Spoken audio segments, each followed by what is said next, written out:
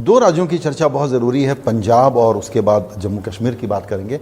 पंजाब पर मेरा प्रश्न आपसे यह है कि सिटिंग मुख्यमंत्री को जेल में डालने का एक एनालिसिस लोग ये कर सकते हैं कि सिंपैथी का फ़ायदा मिलेगा। दूसरा एनालिसिस ये हो सकता है कि अब आम आदमी पार्टी की पूरी कहानी जो है वो अनरैवल हो रही है।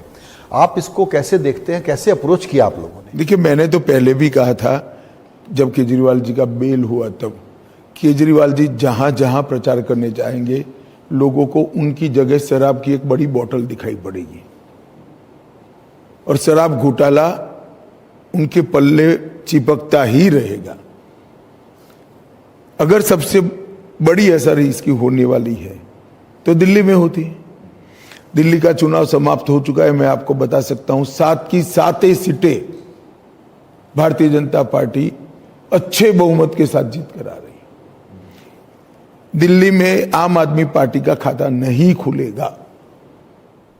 ओके। और पंजाब में एक कमेंट्री और आई आप लोगों की तरफ से कि भगवंत मान जो वहाँ के मुख्यमंत्री हैं वो एटीएम हैं, ये एक सीरियस इल्जाम है। देखिए, जिस प्रकार से आम आदमी पार्टी का इतने अल्प समय के आयुष्य में कामकाज करने का तरीका रहा, इसमें दिल्ली में ढेर सारे इन पर आरोप लगे हैं। पंजाब, दिल्ली यूटी है, पंजाब एक पूर्ण राज्य है, वहाँ पर ज़्यादा अवकाश होता है और यही पैटर्न पर उन्होंने पंजाब को उनके कुछ नुमाइंदे भेजकर चलाने का प्रयास किया है। भगवंत मान जी का रोल अरविंद केजरीवाल के साथ देश भर में ट्रैवल करने के लिए है, जिसका बिल पंजाब सरकार चुकाती है। इसके अलावा उनका कोई रोल नहीं है। लॉजिस्टिक्स पार्टनर है। लॉजिस्टिक पार्टनर, डिफेक्टो मुख्यमंत्री ही पंजाब चला रहे हैं। कश्मीर 370 के समापन के बाद अब जो बम्पर वोटिंग सामने आई, दो इंटरप्रिटेशन हो सकते हैं कि एक तो ये मुख्य धारा के साथ इंटीग्रेट होने का मैंडेट हो संभवतः, दूसरा ये है कि केंद्र सरकार से नाराजगी का वोट हो सकता है। देखिए, ऐसा है, इसका एक ही इंटरप्रिटेशन हो सकता है कि मुख्य धारा के अंदर वो लोग शामिल हुए। इसका मैं कारण बताता हूं। जब धारा 370 थी तब भी वो वोट नहीं डालते थे और इस बार वोट किसने डाला? जमाते इस्लामी और हुर्रियत के कुछ प्रमुख लोगों ने भी वोटिंग भी की और ये भी कहा कि हम भारतीय संविधान के तहत वोटिंग कर रहे हैं, क्योंकि अब जम्मू कश्मीर का संविधान तो है नहीं, डिमोलिश कर दिया गया है।